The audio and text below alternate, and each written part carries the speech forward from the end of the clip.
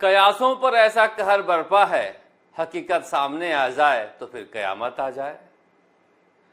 Exit poll के रुझान सामने आने लगे हैं। रुझानों में सबसे पहले डॉक्टर सुभाष गर्ग, जो राष्ट्रीय लोक दल से विधायक बनकर मुख्यमंत्री अशोक गहलोत की आंखों के तारा बने हुए हैं और गहलोत मंत्रिमंडल में मंत्री भी हैं, उनका एक ट्वीट आया है। यह ट्वीट सोशल मीडिया पर वायरल हो रहा है।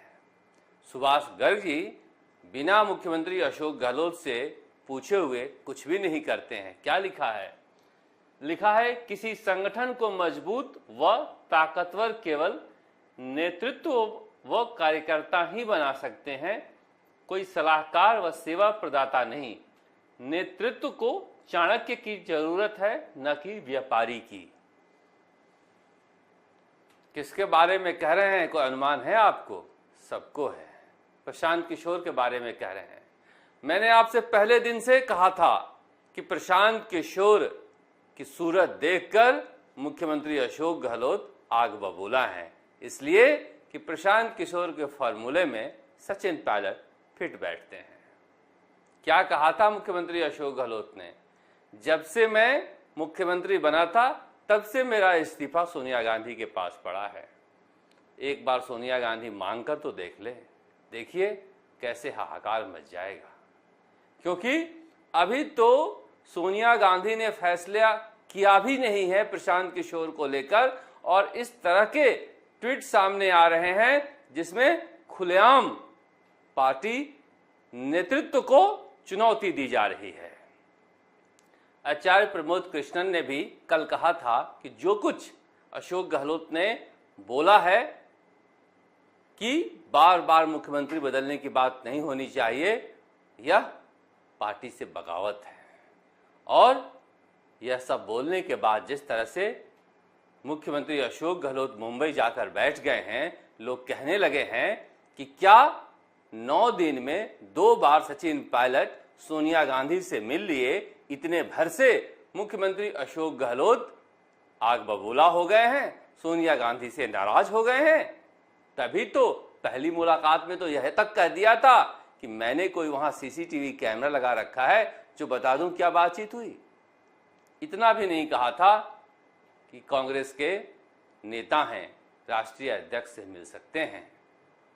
वह उस वक्त उन्होंने अपने दिल की भावना जताई थी और आज दिल की भावना उनके मंत्रिमंडल के सदस्य जता रहे हैं।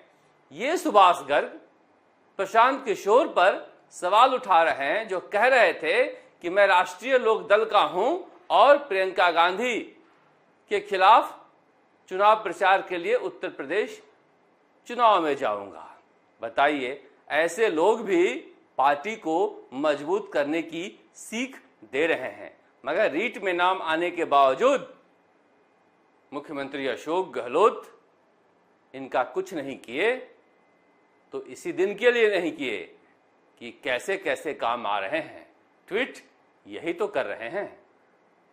ऐसे कैसे हो सकता है कि पार्टी नेतृत्व जिसे लेकर फैसला करने वाला है या करने वाली है, उसके खिलाफ गहलोत सरकार का मंत्री मोर्चा खोले। बचाव में तो कह देंगे कि नाम किसी का तो लिखा नहीं है, मगर मैं बार बार कहता हूं कि जनता रोटी ही खाती है। मगर यह दुविधा केवल राजस्थान में नहीं है, यह दुविधा कांग्रेस में पूरे देश में है। अब हार्दिक पटेल को ले लीजिए। हार्दिक पटेल ने जिस तरह से ट्वीट किया है कि मैं कांग्रेस में हूं और मुझे उम्मीद है कि कांग्रेस के नेता मुझे कांग्रेस में रोक लेंगे, क्योंकि वह कांग्रेस नहीं छोड़ना चाहते हैं। क्या चाहते हैं हार्दिक पटेल? 2.5-3 साल से बैठे हुए हैं। पिछली बार जान लगा दिए थे, सत्ता तक करीब करीब पहुंचा दिए थे, जिसका सेहरा खुद अशोक गहलोत बांधकर राजस्थान में मुख्यमंत्री बन गए।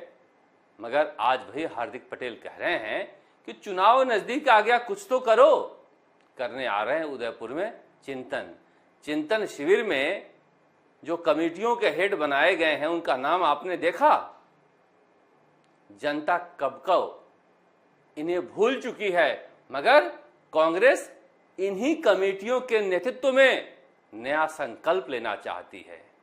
बुजुर्ग नेता जिन्हें घर बैठकर पोते पोतियों के साथ खेलना चाहिए, वह नया संकल्प देने उदयपुर में आ रहे हैं। लोग कह रहे हैं कि मुख्यमंत्री अशोक गहलोत किसी कमेटी में क्यों नहीं है। दरअसल मुख्यमंत्री अशोक गहलोत आखिरी बार चाल चले हैं। उन्होंने अपने यहां चिंतन शिविर करने का प्रस्ताव दिया और मान लिया गया है। इस जरिए वह चाहते हैं कि कुछ दिन और राजस्थान में खींचा जाए सत्ता को, मगर हड़कंप मचा हुआ है गहलोत समर्थकों में कि अगर पीके आ गए तो क्या हुआ।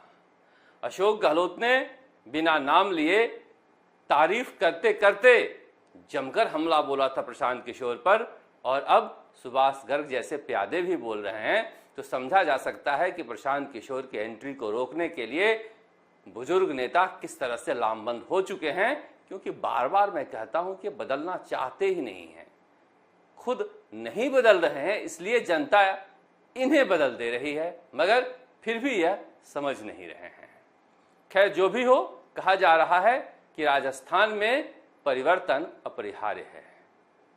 जहां भी जाओ लोग कहने लगे हैं, खुद जो कांग्रेस के विधायक और मंत्री है वह कह रहे हैं कि अगर नेतृत्व में परिवर्तन हो गया तो हम टक्कर में आ जाएंगे।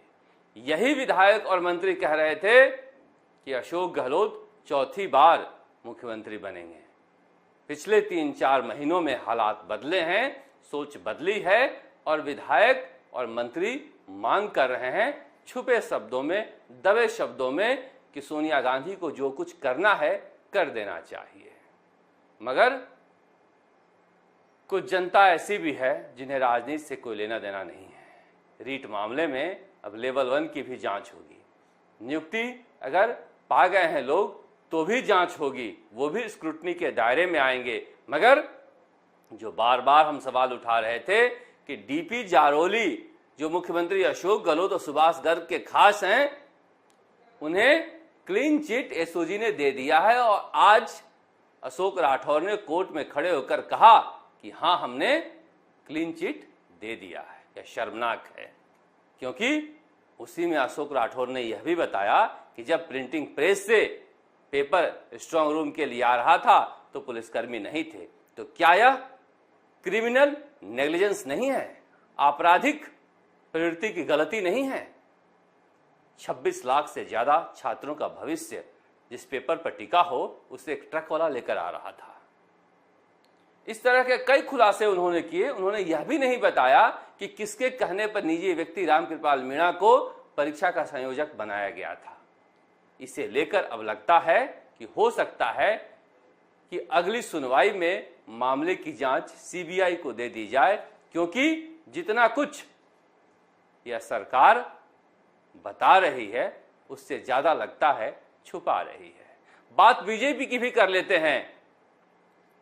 अब सतीश पूनिया वसुंधरा राजे के गढ़ में जा रहे हैं। झालावाड़ में सतीश पूनिया चिंतन शिविर करने जा रहे हैं। झालावाड़ में पिछले 25-30 सालों से पूरी पार्टी पर वसुंधरा राजे का कब्जा है। 12 और झालावाड़ में सतीश पूनिया अब संगठन की बुनियाद रख रहे हैं। वहां पर कार्यकर्ता संगठन के हिसाब से कैसे काम करें, इससे लेकर चिंतन शिविर किया जा रहा है।